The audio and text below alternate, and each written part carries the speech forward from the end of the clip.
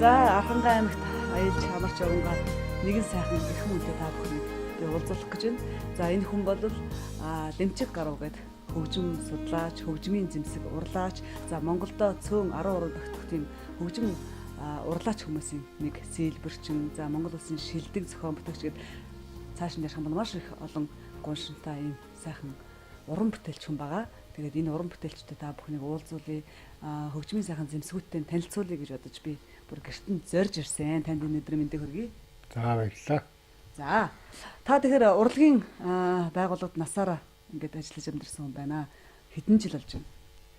За би одоо урлагийн байгууллагад ажиллаад 47 жил болж байна. Миний одоо ажилласан газар бол манай Харанга аймгийн театр.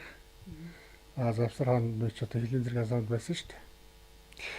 Одоо бүр өдөрж бүрний өдөрч 21 хоногийн зайд гарч ирсэн. Тэгээ одоо Харанга театртаа соёлын ордноос авахлаад театр болгоод тэгэл 92 онд идэвхтэй гарсан та. Урлагийнхаа чиглэлээр. Дараа нь би энэ хөгжмийн урлалын ажил руу орсон 1983 оноос эхлэж ер нь хөгжим хийх санаа, хөгжим хийх хэрэглээ бодол санаа гэж эхэлж орж ирсэн. Том урлагийн тухайн үед чинь нэг том урлагийн наадмууд болдог байлаа. Ардын яз урлагийн наадмууд их хүчтэй эхэлж явсан. Тэгэл ардын яз урлагийн наадмууд чинь язгуур хөгжмөдөө гаргаж ирж тэднийг амьдруулах, тэднийг ишгэлүүлэх зорилгоор тавьж ажилласан байна. Урлагийн хүнчээ, спортын хүнчээ, удам ген гэж заавал байдаг тийм ээ. Тэгэхээр та юм хөгжмийн бас мэдлэгтэй, хөгжмийн боловсролтой хөгжим урлаач болоход удам бас их нөлөөлнө. Өвөө, аав ер нь гэр бүлд тийм урлагийн хүмүүс байна уу? Байлгүй яах вэ? Миний аав яа болох төр маш хуран хүн байсан байлээ. Тэр сүм хийд дугуун барьдаг байсан тийм уран. Миний аав болох төр насаар авралгаар явсан. Бага наснаас урлагт ажилласан. Аймгийн гөлөг гэж багт 1952 оноос хойш ажилласан хүн байна. Тэгээд аймгийн гөлөг бус аймгийн соёлын ордон болоод тэгээд 46 жил ажиллаад идэвхтэй гарсан хүнтэй. 50-ны хамралд гарсан. Тэр болтлоо миний аав бол хөгжимчин гэжсэн. Цэвэр хөгжимчин хийжсэн бол ялангуяа битүү амьсгаа тайлын бэрвэл ер нь бол гайхагдчихсан хүн.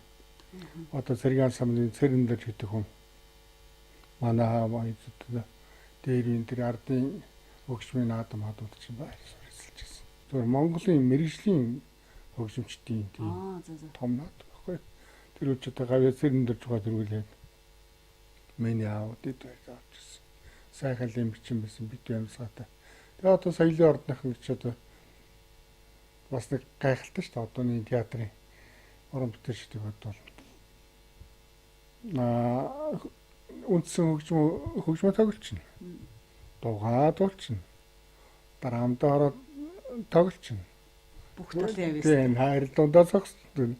Хөглөөж өгнө. Тэгээд юусэн дутуу юм байхгүй. Заавал тэрийг хийж гүйцэтгэх ёстой. Бүгдийг л чаддаг. Бүгдийг л чадах ёстой.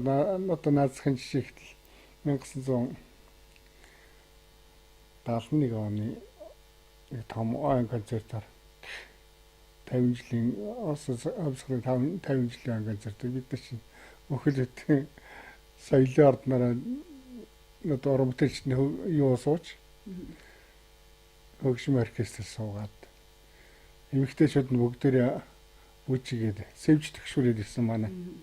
Сэвж төгшмөр хурж сайлчин бүжигээ тавьжлаа шүү дээ. Тэгэл уран бүтээлч ч одоо тэгж ажилтдаг байсан, тийм идэвхтэй байсан.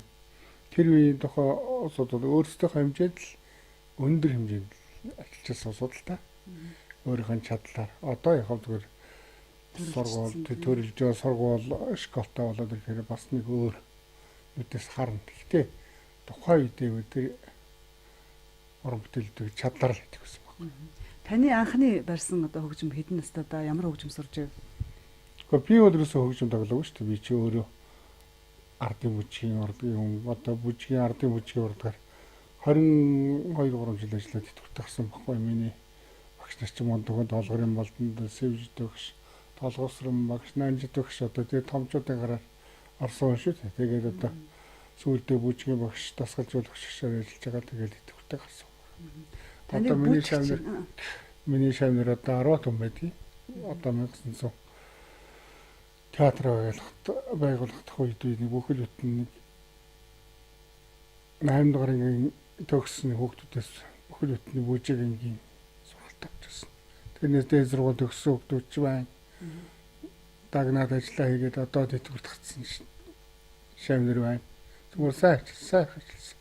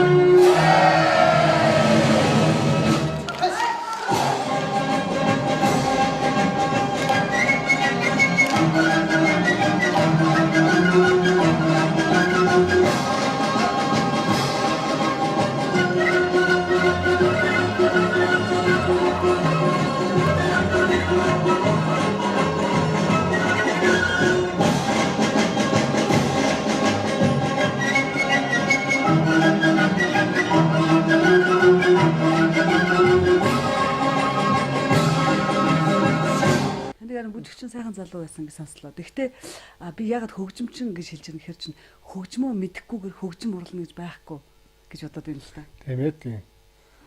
Тэр хөгжмийн талаас би ч одоо 20 хэдэн жил хөгжим сонссон гэж. Ямар ч гэсэн сонсгол байлгүй байх тийм. Түүнээс гадна бол би угаасаа багасаа аавыг хармачөө тэр энэ соёлын ордон тэр аймгийн клуб энэ төр гэж яхад. Ерөөсөө тэр аймгийн клуб соёлын ордоноос салаагүй. Хаан л хаан тэгээ нойр өрхөр нэг санд дээр ч юм уу.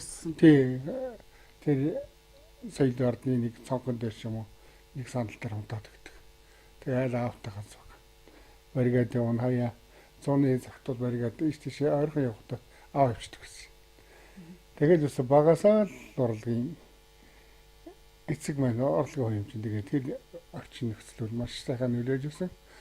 Миний хувьд бол миний аав өөрөө бас залуу насндаа язгуур хөгжмөд нэлээд хийдэг гэсэн шүү. Хийж ихшлүүлсэн хүн байна.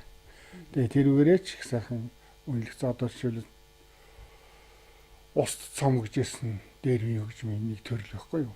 Усаар хөглөдөг. Тэр хөгжийг миний аав хийжсэн байгаа.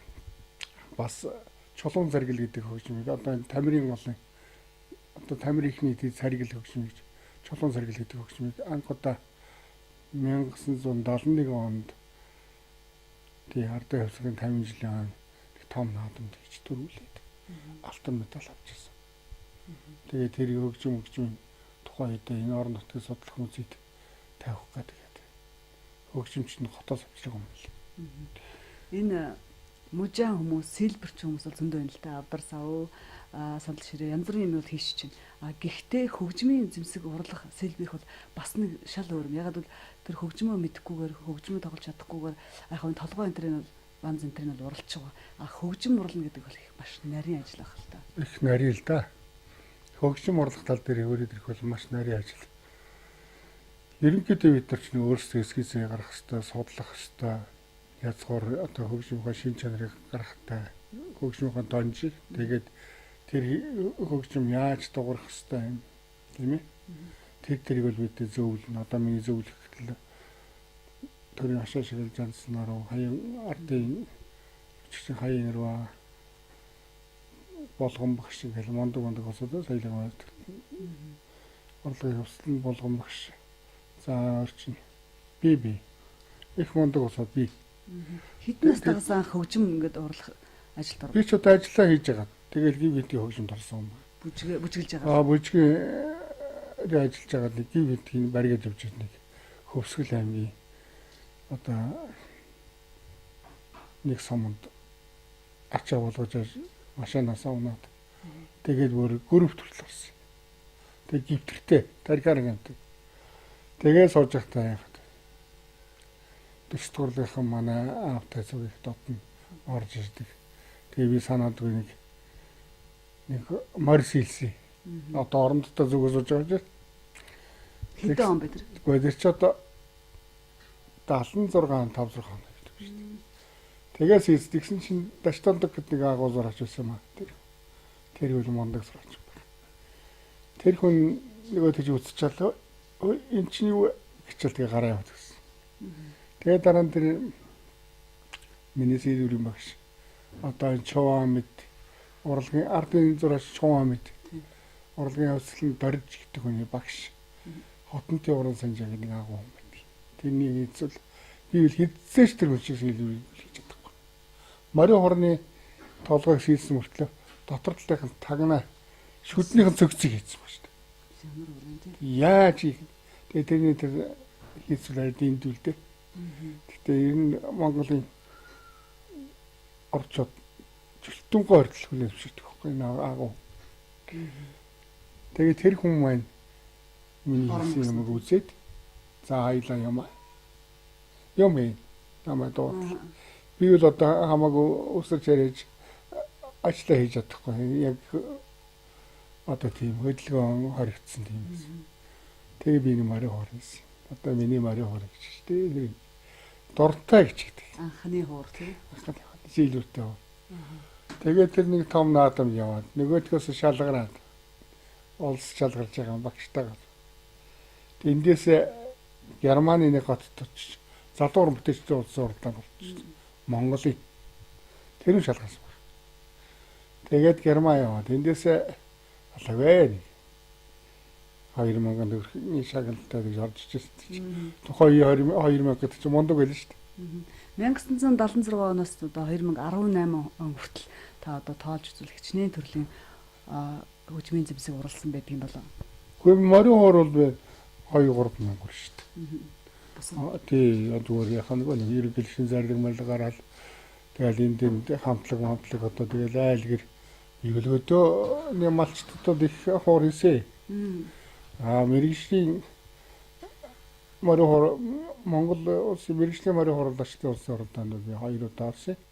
2 удаа орохдоо гайгүй орсон. Хоёуланд дэд байр авсан.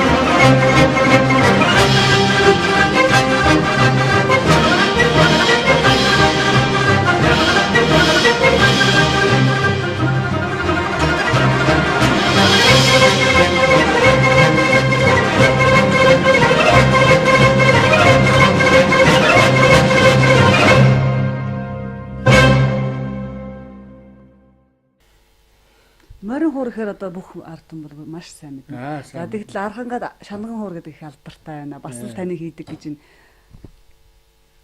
Шанган хуур бол бас хуурын төрөл. Ер нь монголчууд их баялаг, их хөгжимсөг, их агуулсуучид монголчууд бол гайхамшигт тооцоо.